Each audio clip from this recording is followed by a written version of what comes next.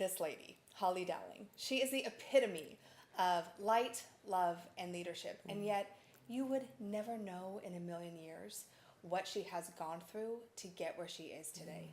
As a Fortune 500 company keynote and the host of a Celebration of You podcast, Holly has already touched hundreds and thousands of lives with her infectious spirit and her leadership skills and qualities that she shares with so many other businesses and organizations around the world. Today on Inspired Living, she is sharing something that she honestly has never shared before. Get ready to be inspired. Holly Dowling in the house. I love it. We've been waiting for this. We have been waiting for this, and I am so excited. You know, you of course know this, but you don't know that the minute I saw you, I was like, I love her. You know, and I think that there are those kindred spirits where you just see someone and you can either say, no, you know what, she's just too much, or she's too bright, or she's too this, or you can say, you know what, I love that spirit and I want to connect with that spirit. And I feel like that happened then, and then we got reconnected. And you just flew in for this interview, and I'm like, this is so cool. And we've been together ever since. Ever since. It's like soul sisters. I know, and I love it so much. So and I can remember that moment we met. Yeah, me too. We were like, like you, over here. You, mine, now, hallway. But as we were talking about, you know, I mean, you have that first, you know, like attraction to a person or their spirit, and then you actually get to know them. And over the time that I've gotten to know you, and I'm so excited to actually get to know you better and better, I'm just amazed with you and your spirit and your love for people and the barriers and ceilings that you're crashing in corporate America. And I'm truly very excited for you to be here and for you sharing your story with the Inspired Living family today. So thank you. And you know what I love? You just said something that I don't think I actually ever articulated it the way you just did. You just said, you know, kind of breaking the glass ceilings, but more of the traditional, what most leadership experts are doing in the space that I do. And I've never really thought of it like that, actually, Keri, because I think of it as I'm out there saying, let's get back to the human and stop treating people like knowledge banks. Right. And it's going viral. I mean, crazy, right? Like, people actually are tired of feeling like a commodity. Yeah. And they really want to start feeling like they're human. And it's crazy that you are actually breaking through and really like starting this movement because of just sharing a message that we all pretty much should know. Yeah. Right? I mean, treat people like a human being. Yeah. And it's actually, you know what I would say many times, I'll walk on stage and I'll just look at people, and if it's small groups or big groups, and I'm always like, you know what, the funny thing is about what we're going to do today, this is not rocket science, gang. Yeah. It's really common sense. It's just not common practice. Ooh. So it's like fall back in love. Common sense, but not common practice. I like it. those. That's a treatable. I know. That's good. That's good. You get so excited. Okay, so I know so many people would love to have the career that you do. You get to travel all over. You speak at incredible organizations like Microsoft and Facebook and like all these other places that people would love to have that opportunity. But you didn't just wake up one day and say, okay, I'm going to become a speaker now and travel the world, right? No. Where did that Holly come from? Take us back. You know, I love that you just asked me that, because people will say, so I just want to know, how did you become an inspirational speaker, right? And my answer is always, do you have a bottle of wine in 2 hours? Because this is not one of those, hey, I just jumped into the world and said, I'm going to be a speaker someday. So I love that you asked me that. And it wasn't until not too long ago that I actually realized for the first time in my life that if we stop and pause and like look at the butterflies that have been on our shoulders since we were little, and I mean little, there was a propensity in me from a very young age, Keri, to dream and dream big. And I always had these ideas, and it kind of was what got me to my mantra of tell me no, watch me go.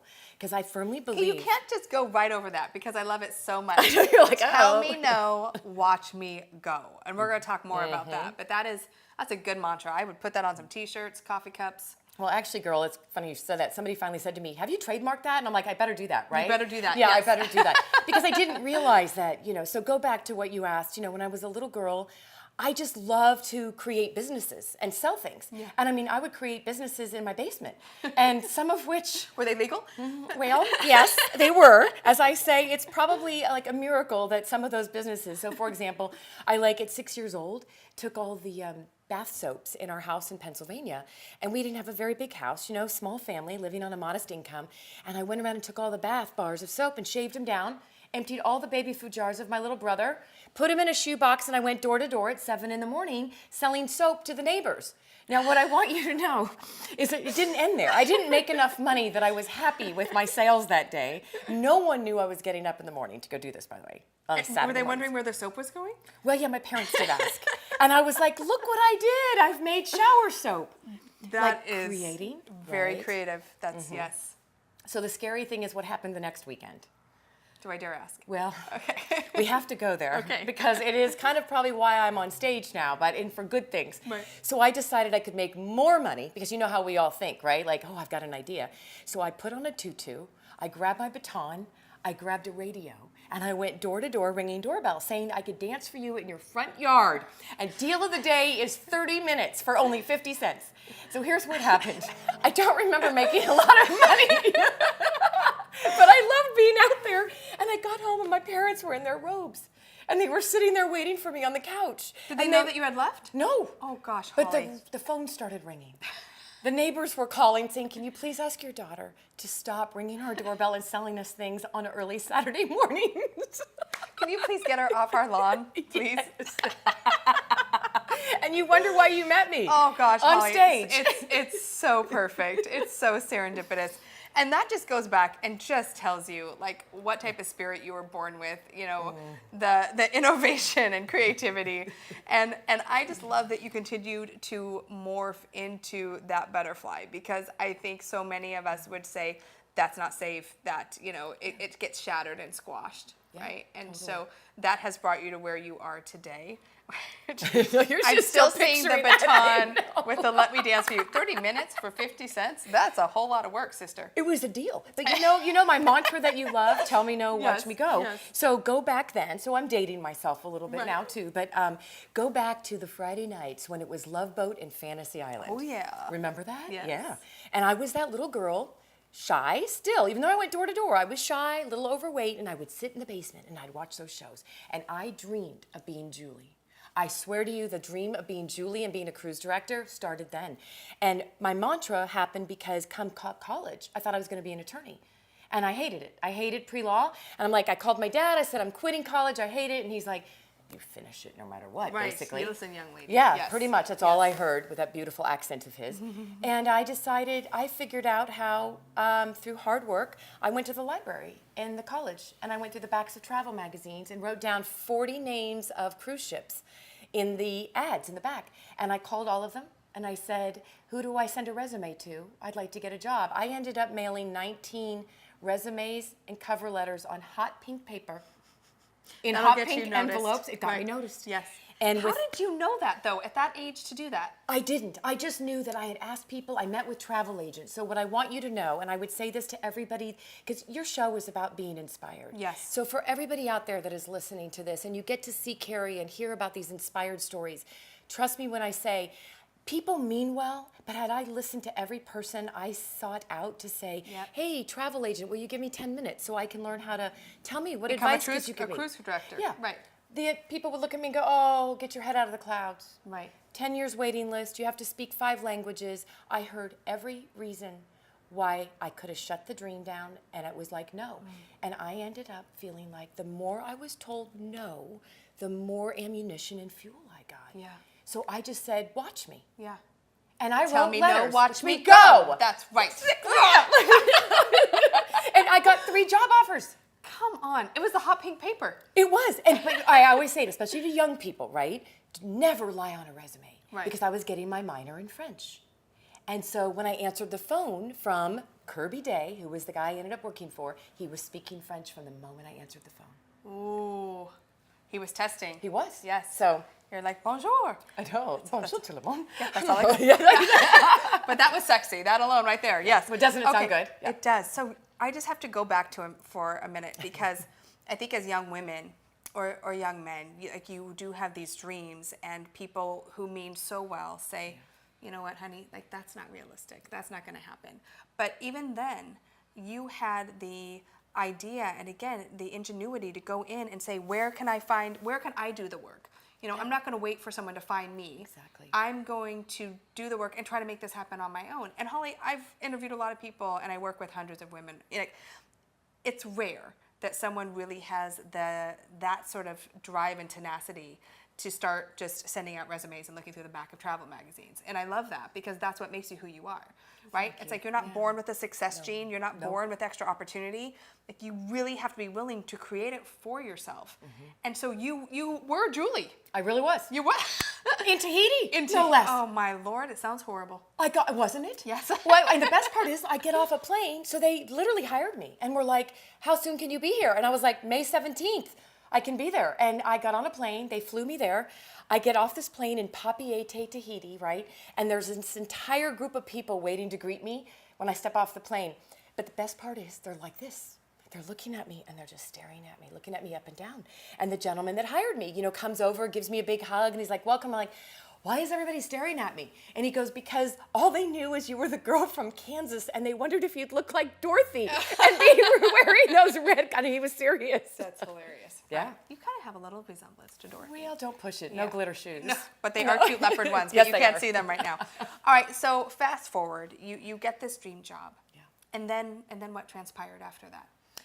Well, it was the beginning of me realizing that no matter what I wanted, if I dreamed it and I wanted it bad enough, and I say that you have to really want it bad enough to go do the grit and the work to make it happen, and you know what that means, Totally. right? And you have to be willing to be told no a million times to get to the one yes. Like, it really is all about belief and drive. Yes, and I think you have to have a burning desire. Like the butterfly on the shoulder goes from here to the heart, and you just go, I want that so bad. So then it was, the cruise ship. Actually, I was on the cruise ship working on it when they announced that it was going to stop sailing. Oh, dear. Yeah. They said that the French government had made it too difficult. They were putting tariffs on all of the products coming in. And we knew we were one of the largest ships. So on that day, and I'll never forget that day, I was literally working on the cruise ship. They announced it. We were going back to Papeete, and every person, including captains, crew, and the guests, were being flown back. And they said, wherever you want to go. So are you ready? This was the beginning of checking my list. Okay, where'd you go? Oh, well, they flew me back to Kansas, and while I was flying back, I was like, well, now I've done the cruise ship thing. Now I want to work at a resort on the island. So remember, your network is really important. Yes. And we both know that, Yes. right? Don't burn bridges. Stay close with the people that you value and people that have been there for you, right? Like really keep nurtured. So I reached out to some old professors and people that knew what I was interested, because I created this entire program that never existed at my college to go get jobs on cruise ships. So within 3 weeks, I was moving to St. John to help open the guest services department. Of course you were. Of course you were. That's just, again, amazing. And I love it. And it doesn't surprise me, but so perfect. So you go to St. John for how long? I was there for just shy under a year. Okay. Yep, helping open the guest services at a resort. And what did that experience teach you? To hitchhike to work. I had no car when I first moved there. You walk out your door and you put your finger out and you start walking, and somebody on the island picks you up. And that was safe? It was very safe then, Okay, right? okay, So yeah. nothing I would recommend today, by the Right, way, to all yeah. your listeners, Right, right? And yes. the viewers, please don't go do that. hitchhiking in St. John. Okay, yes. Or anywhere. Yes. It taught me that I actually never gave up. But what's interesting, it was a really turn of events in my personal life that brought me back. And I went from living and doing everything I dreamed of to allowing myself to be subjective to someone else's ideas of what I should be doing. Mm-hmm. And so I felt like it was time to come back to Kansas and get back in a relationship that I'd been in and dating. And so all of that said, I learned that I can fly, I can do what I want. And, it's through the good times and the bad times. All right, so from St. John, really living this life that you had chosen and dreamt of, to going back home to start up a relationship from someone you met in college. Yep. So tell me about that transition. It was a relationship that I had been in college, and then I had moved away and done all of these things. And so I went back because I was feeling like, he had come to visit me in St. John, and it was kind of like the pressure of it's time to get back and see if we're going to make this real. And so I did that. I moved back to Kansas, and we stepped back into that relationship, and before I knew it, we were moving in together and making it to the next level, being serious. And honestly, I'd known this person for probably 3-4 years. Never saw it coming. Really? What happened? Well, I always say, when we use that word, the BMOC, big man on campus, he was the cool stud, he was the good-looking guy, right? All these things. But as soon as I moved in with him, it was a control factor, and all I can say is I saw a demon that I'd never seen. And when people say, were the signs there? No, the signs I was just were going to there. ask that. Did you see any any like little inkling of that prior to moving in? The only thing that, when I could say this, because I went to great therapy after all of this, Yeah, right? yeah. Good counseling is really good, Yes, worth it. yes. You know, it saves us. That when he would drink and party, there was these tendencies to get a little aggressive, but I never saw it to the extreme. We moved in, and I look you in the eyes. The first day we're in this house together, he sat me down on the bed, and he was very big, 6'5", big person, and he looked at me, put his hand on my lap, and said, "You're in my town now. You play by my rules, and if you don't like it, you can get the hell out." That moment, I shook, and I remember thinking, what? What? I actually Yeah. said, "You're kidding, right? Is this a joke?" He said, "No, let me repeat myself." And he said it again. And that was the beginning of what became the first, probably closest thing to living in hell in my life. And I've been through a couple times that are very dark, which I think everybody goes through their dark times. But that ended up being 488 days, and I only know that because I counted, because I was lucky to get out of there alive. 488 days. And you were telling me something, and we'll bleep this, but you know, first of all, your spirit, and I say this with like such, like you just meet you, Holly, and there's something amazing about you. Like you really shine from within, you know, and yet to think of you being in this situation is kind of hard for anyone watching, because you see Holly, who she is today, and you're so positive, and you feed inspiration to the world, and you coach leaders of leaders. And you were in this situation where for 488 days, you had someone seriously like hurting you. Yeah. Right? Yeah. I mean, literally, from that moment of literally thinking this was a joke, 488 days of wondering, how did I end up here? And I know that people wonder, how could this happen to me? Like, how does this happen to the girl like me? Like, I never even drank. I mean, I was like this person that just, I mean, nobody's perfect. So I don't mean that to be that you have to be, there's nothing's perfect in life. But what did I do to deserve this? Because for 488 days, Keri, I was told every single day, you are a stupid fucking bitch. And every day it was something different. Like, for example, I would start shaking. I was so beaten down. And you know, I have to say that even the bruises and the kicks and the slaps and the hits, I always used to say, sticks and stones can break my bones, but names can never hurt me. No, I don't believe that anymore. Yeah. The verbal was far harder to get over. But like one day I went, and because I got thrown at some objects at me because the salt and pepper shakers weren't big enough for his hands. And so I went to buy new salt and pepper shakers, and again told. So it was what I took years of therapy, but this was not Holly's fault. And no matter how much I tried to change or love him, it made it worse and worse and worse. And then I eventually tried to leave, and that just wasn't. Okay, so I want to talk about that, but I know that there are people watching that are thinking right now, how could you even stay for 488 days? Like, how did you stay in that environment? Why didn't you run the minute you started seeing this demon come out? I wish I could go back and look at that young woman and just say, oh my God, what were you thinking? Yeah. I was afraid to tell anybody. I knew that my family, nobody would have expected this. Everybody thought he was this knight in shining armor. So how are you supposed to? And part of it was shame for me too. I mean, how does homecoming queen and girl like this end up like this, right? I mean, it's part of this is just a battle in your head of like, how did I get here? That's all I kept asking. And I kept thinking that I could change it, right? I could make him see things better. I could change the way he was. So every day I was asking myself, right? Like, how did I get here? I can change it. I can make it better. I mean, you kind of take, you know, the tell me no, watch me go? Yeah. It probably is my greatest asset, but I never thought about it till right now. Probably the biggest thorn in my side. Right. Because I was determined. Right. To make this work, and I was determined to see him see me in a different light. And it was probably by the grace of God that I am actually alive today, because he did catch me trying to leave when I finally had enough, and it's when I looked in the mirror in the bathroom and I didn't recognize my face. Wow. So how did you get out of that situation? Well, it was not a very lovely experience. And I still to this day can tell you that again, by the grace of God, he caught me trying to leave. And that was not a pretty thing. Yeah. And then I started to run. I was in my pajamas. I had tried to leave. I had tried to get in my car, and he caught me leaving in my car, shut the garage door, pulled me out of my car, and basically screamed at me and told me that he would kill me if I ever left him. How could I do that to him? And so he grabbed a knife and I went running, and he thought I was running through this house, hiding in all these different places. And I physically ran out the front door. I can physically remember exactly everything. You know how you can remember something? It's so vivid because, it's such an imprint. Yeah, it's an imprint, but I remember all the beautiful and joyful things of my life. So I Yeah, want you all to know that, sure. like, the reason I don't really talk about this stuff very much, which now I know is all good because it helps other people realize if you're in your own little darkness, you're not alone. Right. But I ran out the front door and barely he didn't hear me. And there was 3 feet of snow on the ground. And I can't even remember how cold it was. And I ran to the back of the house and climbed up a tree. And in that tree I waited, watching and hearing him screaming at me and watching him run through the house.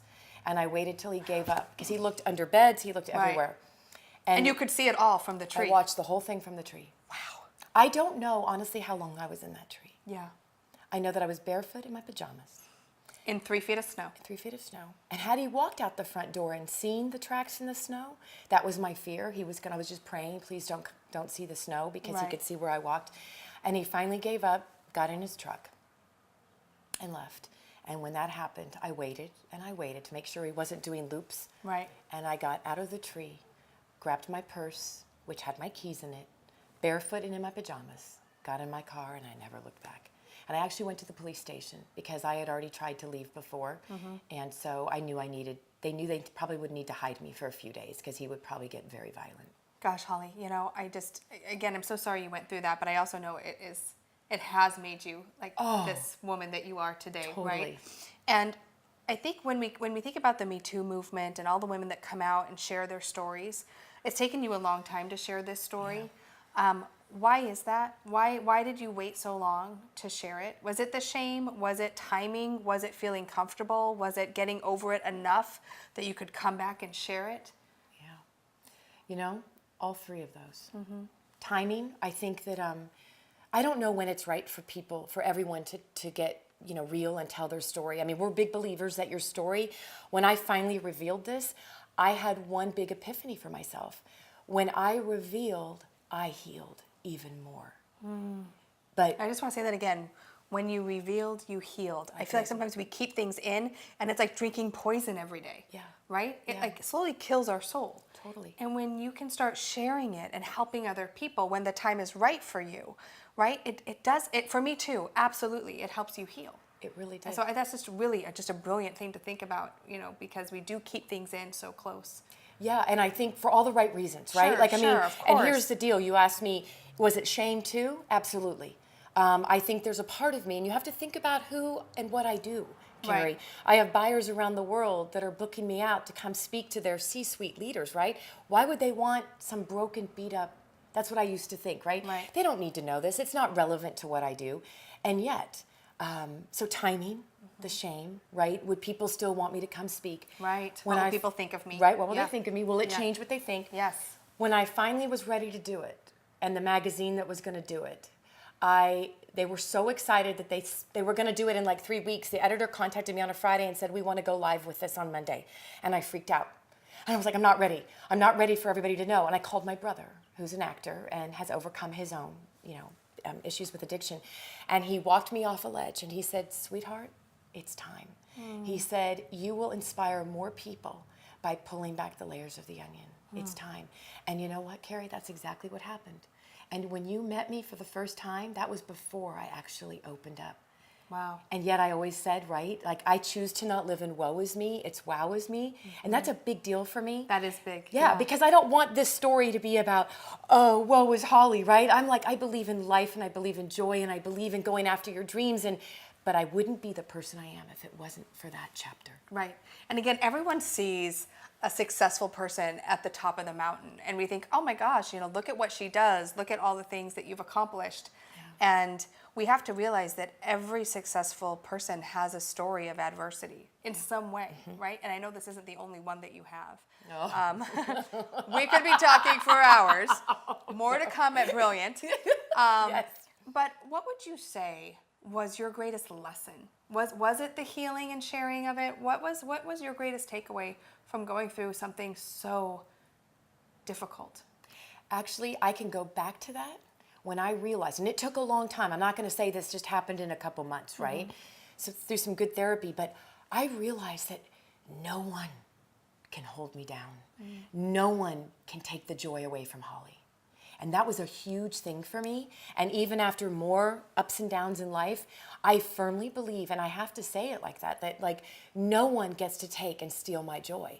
And when I'm around people that are really toxic, and you and I've talked about this before, I'm really heightened aware of the people in my life and the people and how I spend my time, because I won't be around emotional vampires. Right. I won't be around toxic and negative people. And the funny thing is, I turn down clients. If I think they're negative or toxic, I don't do their business. I don't want to speak for them. And I'm booked out so far, right? Like, Okay, it's like I want weird, to talk about right? that too, because especially in a male-dominated industry, we're going to take a big leap here for a minute. It's like, show up this way. You're a leadership expert. You're coming into the C-suite. Show up strong and powerful, like the men do. And Holly, you actually are the antithesis to that. And sometimes people question your approach, right? Because you are so warm and authentic. Can you share that a little bit? Because I feel like for so many women, we're still trying to fit into maybe a mold we feel we need to in order to get to a certain level in our life. And you have stayed really true to you. I have. Yeah. Yeah, and it's so funny. I've met a lot of women, and we probably know a lot of similar ones through all the women in the world doing good work, that have taken it and said, I've got to fit into the suit. I've got to cut my hair. I've got to look this way so that I can walk into a boardroom and be seen and heard. And I actually went the opposite. Now, I'm very smart about how I dress, mind you, right? And I'm very smart about how I show up. But I am not going to not be Holly. And when I gave myself permission to just go, this is what I believe, this is what I stand for, right? Men or women, right? It's non-gender bias. Sure. That I am going to stand for what I believe, and I'm going to be proud of that. I think it's had an almost catapulting effect. Right. Because I think, honestly, Keri, men struggle with it too, right? Sure. Like, I mean, it's, human nature. Yeah. Totally. that they feel like they have to fit into this certain mold or act this way absolutely. to be at the highest level of C-suite or do these things. And I think probably, and it's so funny that you just asked me that I think that there's some degree of being so comfortable now, Right. didn't happen for a lot of years, right? Yeah. Being so comfortable in my skin that when people are in the experience, I always say I'm a messenger, but when they get to experience that, you know what they want? They want that too.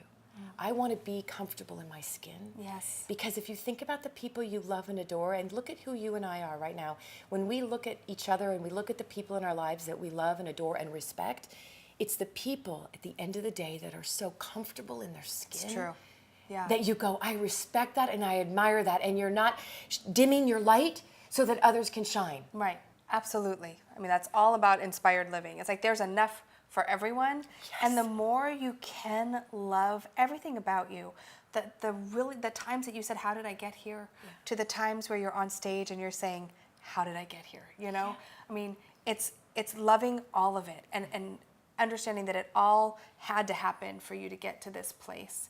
And I love it when you say, you know what, I'm warm and fuzzy. If you don't like it, I'm not for you. Right? Exactly. Oh, totally. Like, next. Yeah. I'm sorry. This comes with warm and fuzz.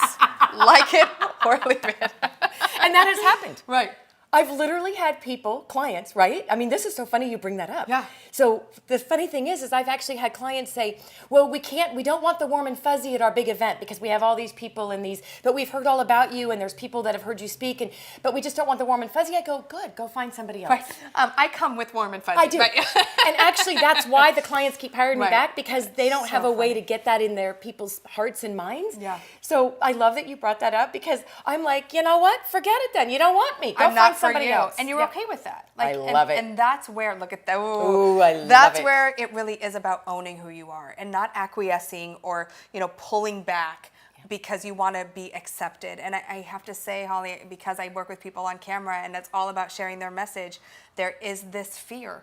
All the fear that you had of sharing your story. What will people think of me? How will this hurt my positioning? Yep. Right? Will people see me differently? And do you feel like after you shared that story, that you feel like you had people champion you even more? Oh, in ways I could never have even imagined. Yeah.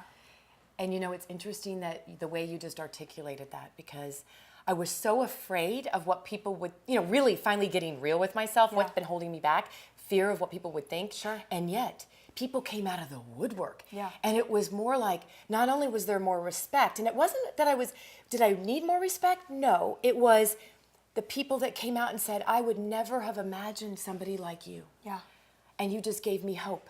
I had more people share their stories of what they're dealing with in closed doors, behind the world, right? Back up in their bedrooms, like I used to cry in my closet, right? Yeah. And you go, wow, by sharing this, so many lives can be impacted for the better, right? Yeah, and you're more real. I mean, I think Yes, when totally. a leader can share something like that and still have the strength about them, right? And you're able to talk about it from a place of enlightenment, right? And growth.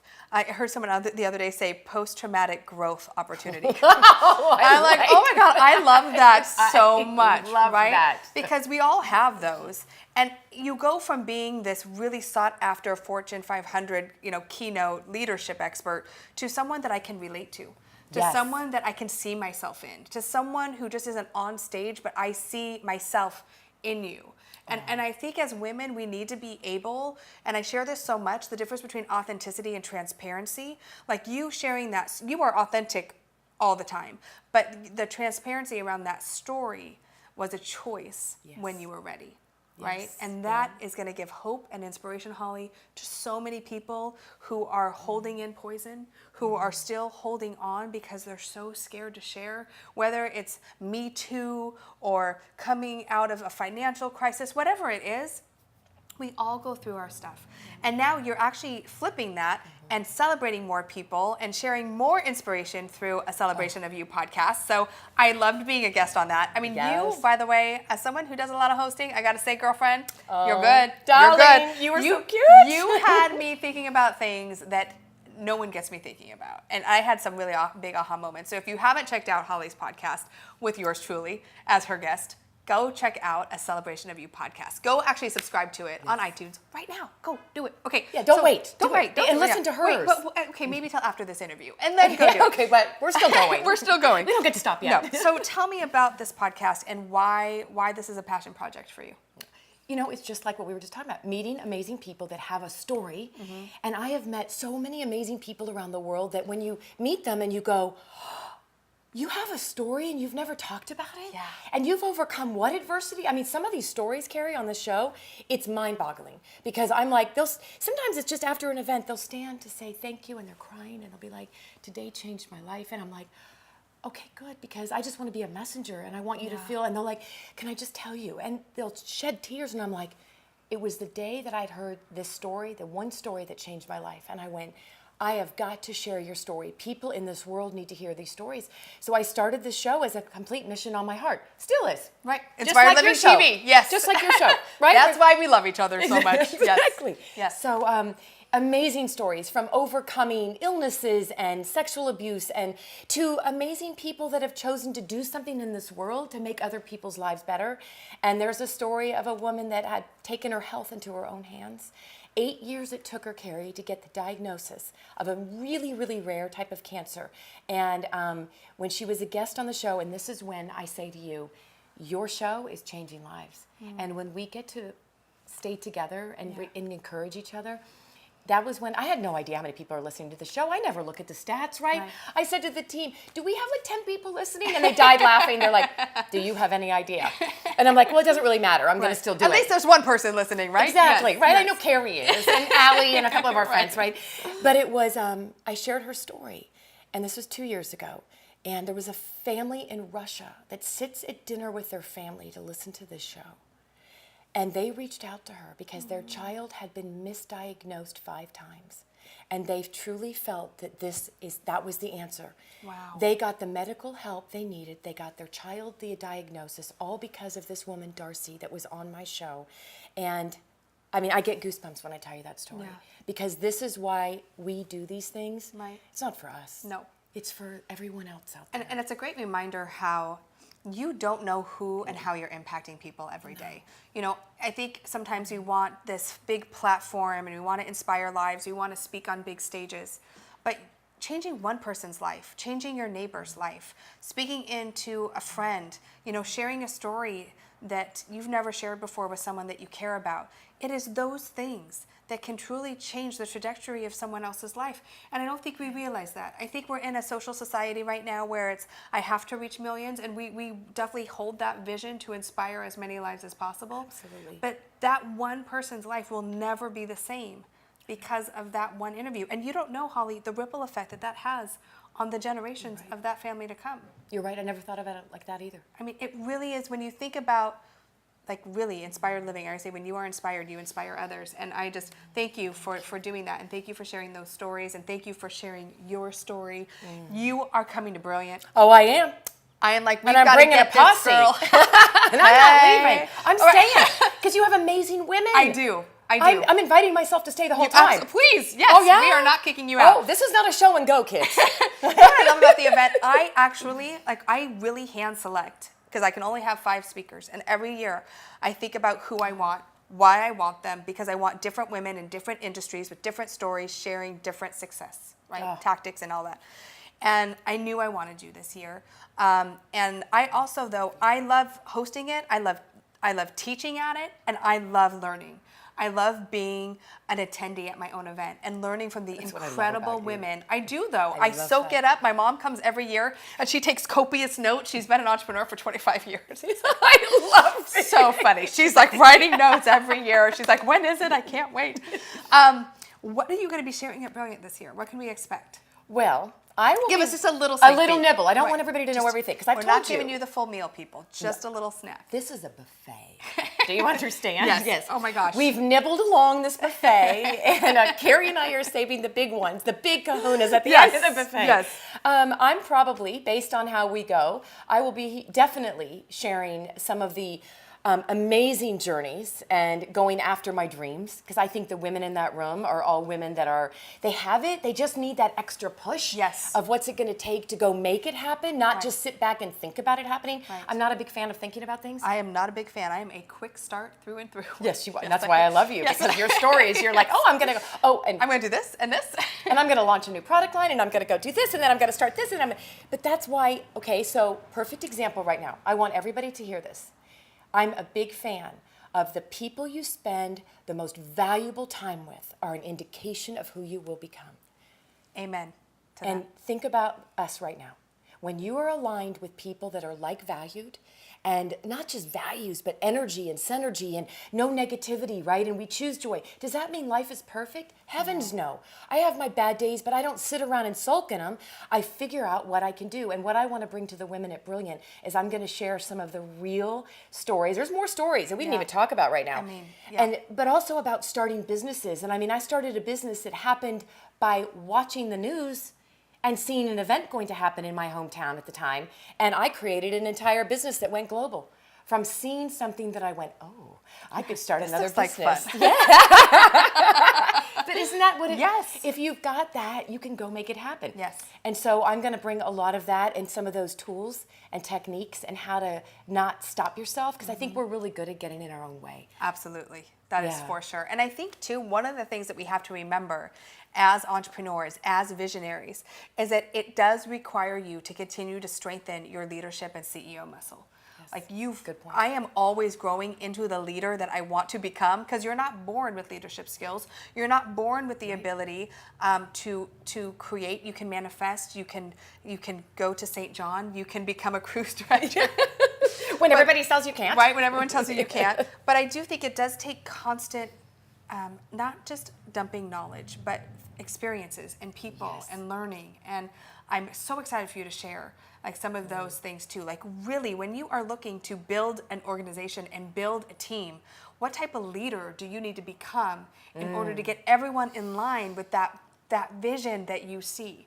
Can you teach that? I can. Okay, perfect. And I can also tell you the best part about that, when you really get that part of leadership down and you find the right people, and it's all about their passions. Right. And we can talk about this because like, how do you find the right people to align on your team? Well, that's where our society, and this is why I speak about this all over the world, and especially to organizations, is that I kind of throw everything upside down. You already know that about me, right? I love it. That's Flip why it I on love its you. head, Yeah. throw it out the window. The old traditional way of doing things is not working. And so the whole idea of even how we go and onboard and find people, we're actually going about it completely polar opposite. So are you going to share with us how? Yeah, do you want it now or do you want it in No, brilliant? no, do it at brilliant. I wanted it brilliant because Yeah. there's an art and a science to doing it the right way, and I have built a team around that, and it's what I help organizations do around the world. And it's really, again, really easy and simple. We just don't do it. Ooh. Common knowledge, not common practice, people. We are bringing it back to brilliant. Oh, yeah. Look at us. I'm like so excited to be there. I can't wait. So what, I have to end because I want to know, what does inspired living mean to you? It's my life.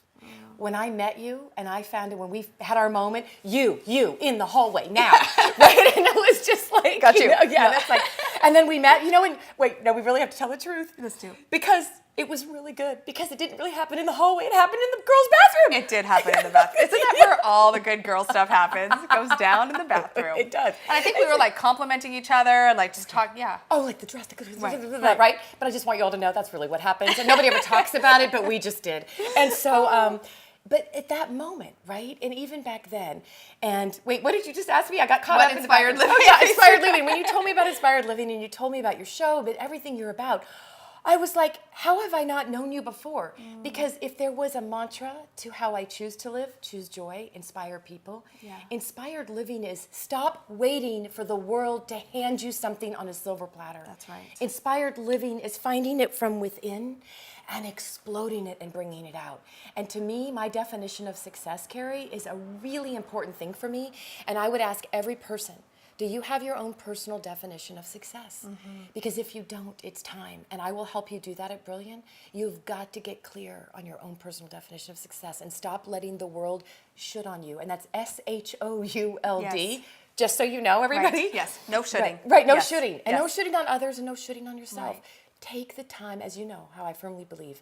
There's great theories and great strategies out there, but I'm the firmest believer that it's in the stillness of silence. When you can learn to be still and be quiet, that you can actually find out what your burning desires are within and let the wisdom flow, and it will blow your mind. But you have to do that for yourself. No one can do that for you. Right.